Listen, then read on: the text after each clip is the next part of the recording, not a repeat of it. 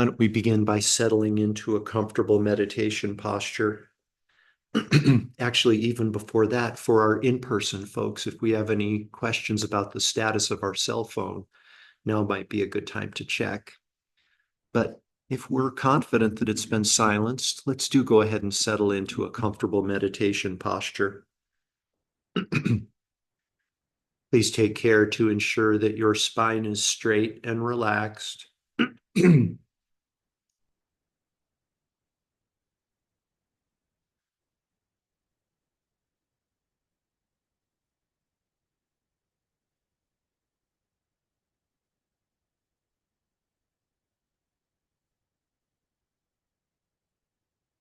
You may find it helpful in settling into a comfortable meditation posture.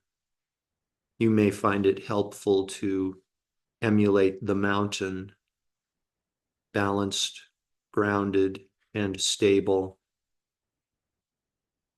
ancient, still, and quiet.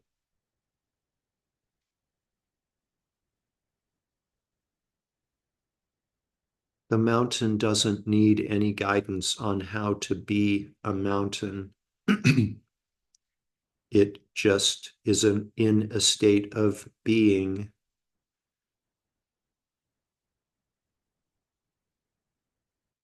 Be a mountain as you give yourself the gift of meditation this morning.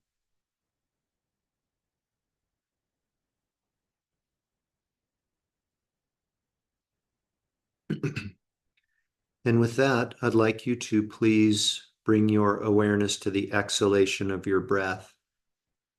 And very gently allow your exhalation to be just a bit longer and a bit more pronounced than your inhalation.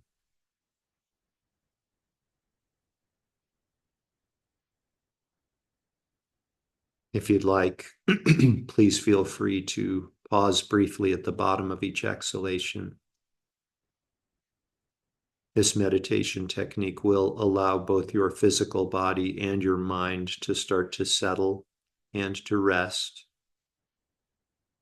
to become quiet and still.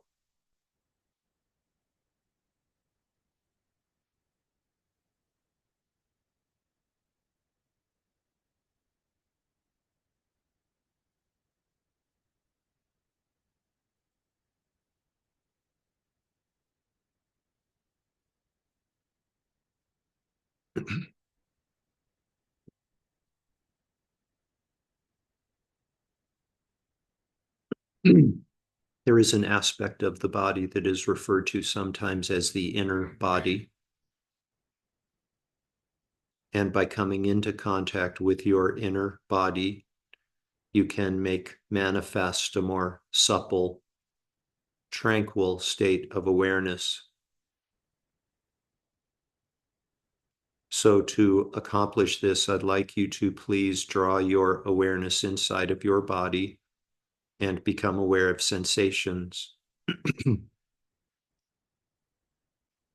These sensations may start in your hands and your feet in the form of a tingling, perhaps a lightness, perhaps a heaviness, perhaps a pulsation.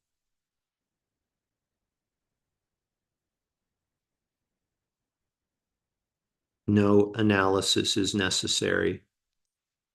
There is nothing to figure out.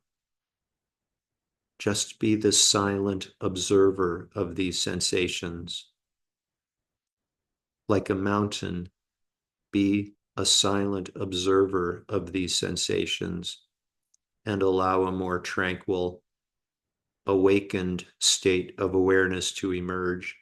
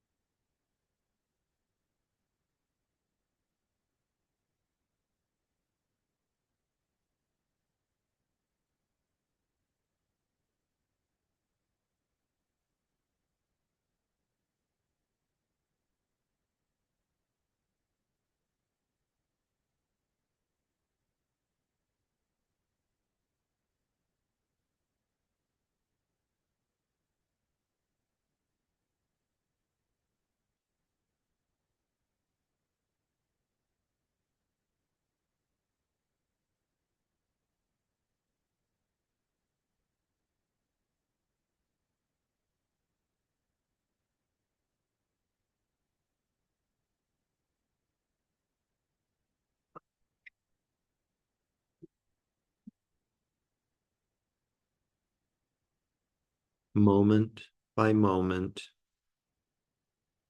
day after day, the mountain simply observes silently.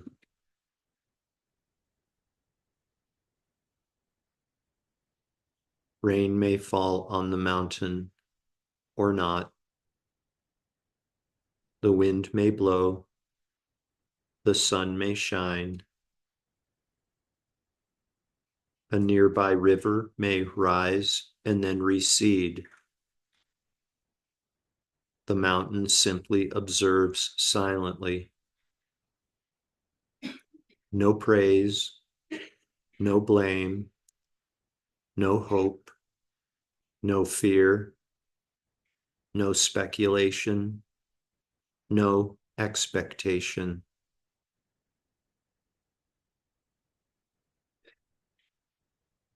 Whether this meditation continues for a few more moments or a few more years, continue to silently observe sensations within your own body mountain.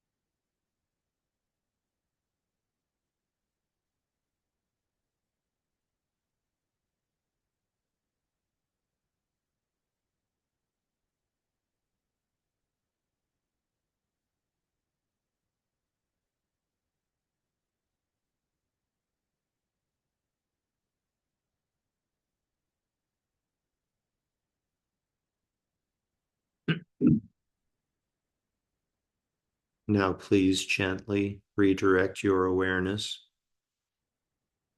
Become aware again of this collection of parts that we've agreed to label physical body, and allow your breathing to become less shallow.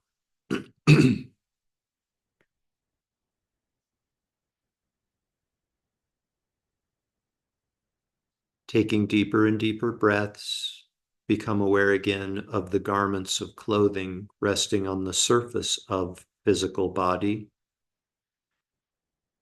You might become aware of the weight of the garments of clothing resting on the surface of your body.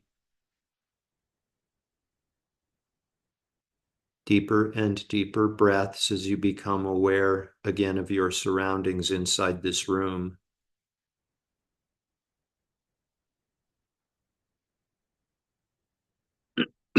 Become aware again of the world that exists outside of this room. Become aware again of clouds, of blue sky beyond the clouds, of outer space beyond the blue sky. And we dedicate all of the merit, all of the positive energy from this morning's meditation to world peace. May leaders of countries who are at odds with one another soon come to recognize that nothing is accomplished with minds of anger. Instead, may they resolve their differences using minds of patient acceptance, empathy, compassion, and wisdom. And may we individually make the greatest contribution we can to world peace by resolving differences in our own minds, in our own lives, using minds of patient acceptance, empathy, compassion, and wisdom.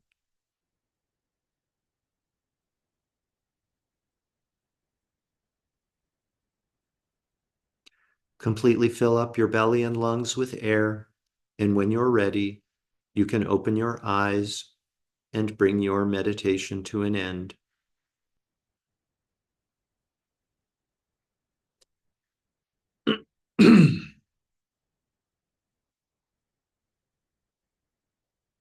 Thank you.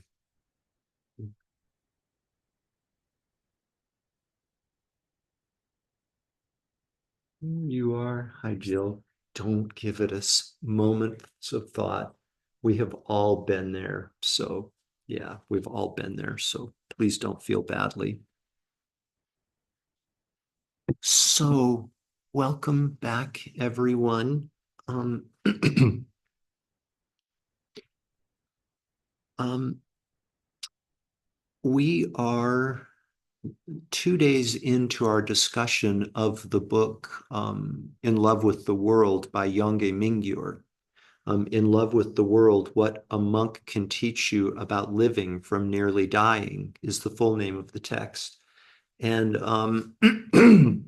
we started the text last Friday and actually last Monday, a week ago today, Monday, and then had a class on Friday. And I was remiss a little bit by not inviting us to kind of set our intention before we entered into the reading and study of this book. It's customary and highly advisable when starting a new book, a new body of teachings, really anything in our life. It's a really good idea for us to set our intention for embarking on that journey. Um, and I neglected to do that a week ago, and I guess better late than never. So why don't we? I'd like to talk a little bit about setting our intention for for studying this text, which, if all goes according to plan, will go from cover to cover, not necessarily line by line, but certainly chapter by chapter. And so we'll get a full taste of this beautiful text, which I read for the first time just a couple of years ago. Some of you know, many of you know that intention is so important for really any undertaking that we undertake. Um, you know, for us, the intention for doing something is what gives power to that activity or that undertaking. Yeah. There can be all sorts of intentions for us deciding to allocate the time and energy for us to study and learn this beautiful text called In Love with the World. Um, it can be to amass a body, to expand our body of knowledge, to acquire more information. Um, it can be, it can be, I don't have anything to do on Monday and Friday mornings, so I might as well go down to Lotus Center or zoom into Lotus Center and undertake this. It might be, oh, I want to be perceived as a spiritual person by my friends and family, so I'm going to start going to this Monday, Friday class. Um, countless intentions we can have for um, entering into the reading and study of this book. Um, I would submit to you that a very meaningful, perhaps the most meaningful intention for reading and studying and actualizing in love with the world, actualizing, like becoming these teachings, is in the title of the book. Yeah. In love with the world, right? In love with the world. Love, right? Love. Like there it is, right in the title. And kind of to there are some folks who are new to these Monday, Friday classes. Some of you have been participating for a few years now, so this might be a review for you, but it's a subject about which we can't review often enough, really, is love. A definition of love, the definition of love that I use, is a wish for another to be happy or for others to be happy. Yeah, pretty simple and straightforward. What is love? Wishing for another's happiness. We could talk a lot for a long time about that definition of love, but and we can just sort of leave it there for now. We can talk about love for a long time, but we'll just rest with the wish for another to be happy or wish for others to be happy. Embedded in love is the fact that love is other focused. It's focused on others rather than self focused, right? So much of our waking time and energy is spent focusing on my happiness, me being happy, right? What do I need to do to make myself happy? What do I need to acquire? What sort of company do I need to keep? Where do I need to go? Where do I need to live? Just on and on. What sense pleasures do I need to arrange for in order to bring about my happiness? Whereas love is actually other focused. What can I do to facilitate? I think we all know, I think we all know that we can't make others happy, but we can develop the aspiration maybe to facilitate others' happiness. Yeah, how about that? That doesn't sound terribly spiritual. What's your spiritual path? I facilitate others' happiness, you know? But you get the idea. Yeah. Focusing on others, taking a little bit of a vacation from my like almost constant concern, almost constant obsession with what I want, what I need, and like turning it over and making it about others. There are many, many, I think any spiritual master worth his or her salt will say the path to happiness is making others' happiness a priority and your own happiness less of a priority. It's selflessness personified. Yeah. It's like the essence of selflessness, focusing on others' happiness rather than our own.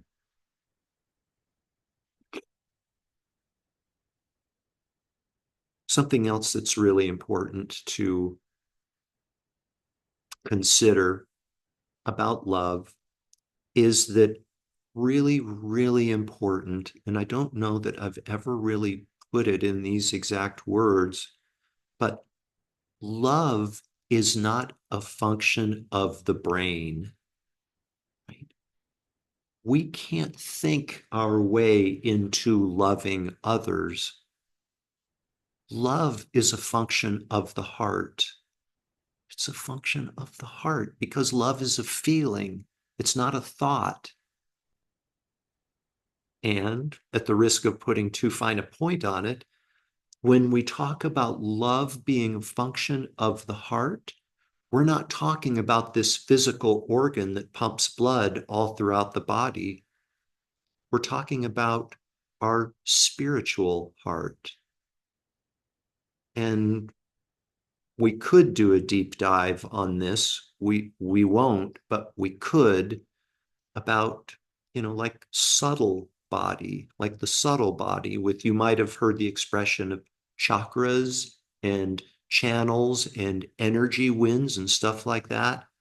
That's more closely related to love than, a loving heart. That's more closely related to a loving spiritual heart than the physical organ that pumps blood, right? But we don't even need that. We don't even need to get into a discussion of chakras and winds and the colors of chakras and all that stuff. I think all we need to know is that love transcends anything material, right? It transcends thought. It's not a function of brain. It's a function of those of you who were participating in the study of the last book, Training in Tenderness, it's a function of tsewa. And for those of you who aren't familiar with the term tsewa, it translates, it's a Tibetan word that translates to tender heartedness. And it's said that that's the essence of who we are, is this tender heartedness, this warm heartedness. Just sometimes we might have forgotten that's the essence of who we really are. Yeah. So, my appeal to you, my loving appeal / request is for you to, as we enter into this reading and study and contemplation of In Love with the World, to think about what your intention is going to be for entering into this book. Yeah. There's no better time spent than contemplating, meditating on what your intention is going to be. I'll give you a little hint, a little suggestion. The more people you can include as beneficiaries of yours, the more people you include in your circle of love for endeavoring to experience this book, the better. And lo and behold, it's no accident that Yongey Mingyur named the book In Love with the World, right? Doing it for everyone without exception. That may be a little bit too ambitious for some of us. And if it is, that's okay. You decide for yourself. But maybe I'm doing this for my family or for my circle of friends or for the residents of Silver City or whatever. Yeah, it's up to you. It's up to you. But to the extent that you have that energy, you definitely have the capacity. But to the extent that, your energy is in question in your mind, it can be smaller than every sentient being in the world, kind of whatever is meaningful to you. Maybe that's the universe you focus on. Okay, as you set your intention. So last thing, 1 minute past 9. Last thing. I said on Friday's class that we're going to designate the second and fourth Friday of every month for questions and discussion, because a half hour just doesn't allow us enough time to talk and have and address questions. So this coming Friday is the second Friday. So if you have any questions, email them to me. I already have 2, so that's very fun. But if you have any questions, it can be about anything, about the text, like what is Zen? Who is the Dalai Lama? What is with, I'm not saying necessarily that I'll know the answer, but, if I don't know the answer, I'll acknowledge it and go do some research and come back with an answer later. So, second Friday coming up this Friday, bring your questions, email me your questions, and we'll dive into them. Happy Monday, everybody. Have a great week. Thank you for being here, Zoomers. Yeah, you're most welcome. Thank you. Thank you, Jeff. Bye-bye, everybody. Bye-bye, everybody. See you Thanks, Friday. Jeff.